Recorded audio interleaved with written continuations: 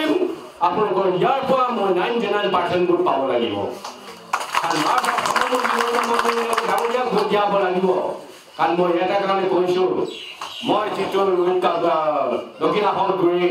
পঞ্চায়তটো আপোনালোকৰ কাৰণে মই হেৰি কৰিবলগীয়া হৈছোঁ মই 99 ভোট পাইছোঁ 99% ভোট পাইছিলোঁ এই 99% ভোট পাই মই পঞ্চায়তটো বাদ দি আপোনালোকক মই আনিছিলোঁ মই নিজৰ জাতি পাইছোঁ যদি মই ইয়াৰ পৰা মই ভোট নাপাওঁ তেতিয়া মোৰ মনত ভোক লাগিব কাৰণ ইমান কাম কৰাৰ পিছত কাৰণ মই যে কৈছোঁ মই এইবিলাক কাম মিটিঙত কৈছোঁ যেতিয়া আপোনালোকে ল'ৰা ছোৱালী জন্ম নোহোৱাকৈ মই কাপোৰ কানি দি দিছোঁ মোৰ সমষ্টিত সহায় নাই তেতিয়া আপোনালোকক ৰাস্তা পদূলি দলং দিয়াই গৈছোঁ ইমান কৰাৰ পিছত যদি আপোনালোকে মোক গাদ্দাৰী কৰে তেতিয়াহ'লে মই যথেষ্ট সুখী হ'ম শৈববীয়া ৰেখাকাৰ 6 নম্বৰত আছে ৰাজুৱা প্ৰতাপ বৰা মেমৰিয়া প্ৰমুখ্যে কৰি ব্যক্তিসকলক সন্মানীয় বন্ধু বান্ধৱীসকল আজি আমি বিশেষ এখন প্ৰথমবাৰৰ কাৰণে মাজুলী জিলাৰ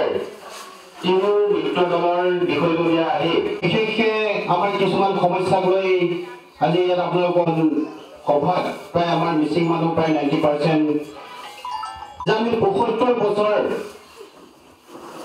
ভাৰত স্বাধীন হোৱাৰ পিছত ৭৫ বছৰে আমি যি চৰকাৰে কৰিছিলে আমি সকলো চৰকাৰক আমি এটা দাবী জনাই আহিছোঁ স্বয়ং আমাৰ শিক্ষামন্ত্ৰী পদাৰ্পণ কৰা হৈছিলে আৰু আমাক প্ৰতিশ্ৰুতি দিয়া হৈছিলে বৰ্তমানলৈকে সন্মিলিত গণশক্তি অসম বিজেপিৰ লগত মিত্ৰজোঁট আৰু অনাগত লোকসভা নিৰ্বাচনতো আমি বিজেপিৰ লগত মিত্ৰজোঁট হিচাপে আমি ইলেকশ্যন খেলিম সেইটো আমাৰ নিশ্চিত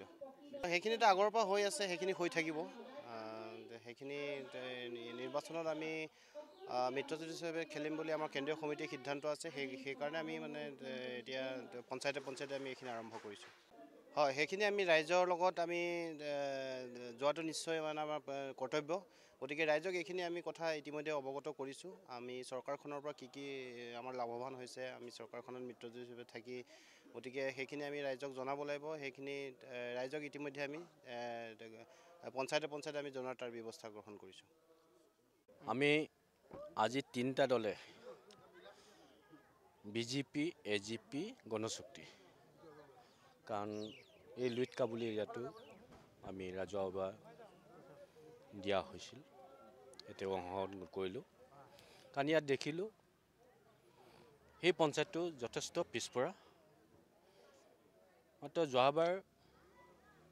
আমাৰ লখিমপুৰ সমষ্টি MLA মানৱ ডেকা কিছুমান ডেভেলপ কৰা হ'ল আৰু এতিয়া যিধৰণে আমি ৰাস্তা পদূলিৰ পৰা আৰু এতিয়া 3খন পকা দলং দিয়া হৈছে আৰু আমাৰ দিনত যথেষ্ট ডেভেলপ হ'ব আৰু একচুৱেলি আগৰ যিটো MLAবোৰে বিৰোধী দলৰ তেতিয়া MLA আছিলে আমাৰ নাছিলে এই সময়তটো কোনো ৰাস্তা পদূলি কোনো এই এৰিয়াটো ডেভেলপ কৰা নাছিল কাৰণ এই সময়ত মাত্ৰ যেতিয়া ইলেকশ্যনৰ সময়ত ভোট বিচাৰিবলৈ আহে ৰাইজৰ পৰা ভোট লৈ তাৰপিছত এই এৰিয়াটোত ইয়াৰ পাব্লিকে কোৱা মতে কোনো MLA ঘূৰি নাহেগৈ মাত্ৰ বিধায়ক মানৱ ডেকা তেনেকৈ আহিছে আৰু মই এইবাৰ পৰা আৰম্ভ কৰিছোঁ এই নিৰ্বাচন আমাৰ সন্মিলিত গণশক্তি অসম গণ পৰিষদ আৰু ভাৰতীয় জনতা পাৰ্টি আমাৰ মিত্ৰজোঁট বাহাল থাকিব গতিকে সকলো দলীয় সতীৰ্থ গাঁৱৰ ৰাইজৰ মাজলৈ গৈ কাম কাজ কৰিবৰ কাৰণে অনুৰোধ জনাইছোঁ যিহেতুকে আমাৰ ৰাইজসকলে হয়তো আমাৰ আই মাতৃসকলে আমাৰ মানৱ ডেকা ডাঙৰীয়াও কিছুমান কাম কৰিছিল আৰু মোক কৈছে যে আপুনি মই যদি নাথাকিলে আপুনি যাতে এই পঞ্চায়তটো অলপ চাব তেখেতে যদি আন্তৰিকতা নথকা হ'লহেঁতেন মোক নক'লেহেঁতেন যে এই লখিমপুৰ লুইট কাবুলী এৰিয়াটো আপুনি চাব মই যেনেকৈ দক্ষিণ আফলগুৰি ৰাইজক চঞ্জাইছোঁ দেৰগাঁও সমষ্টি MLA যে আপোনালোকে অলপ চাই দিব কাৰণ মোক ভোট দিছিলে তেখেতসকলে মই এইটো কাৰণে ভোট পাইছোঁ যিটো 95% মই ভোট পাইছিলোঁ এই দক্ষিণ আফলগুৰি এতিয়া তাত যেতিয়া যেনেকৈ মাজুলী সন্মিলিত গণশক্তি অসম দলৰ মাননীয়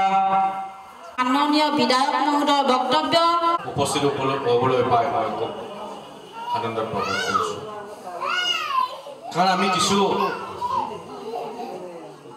আপোনালোকৰ ওচৰত আহিছোঁ কিছুমান কিছু নাজানিব পাৰে এই কিছুমান কথা আপোনালোকক জনাব লাগে আগবঢ়াবৰ বাবে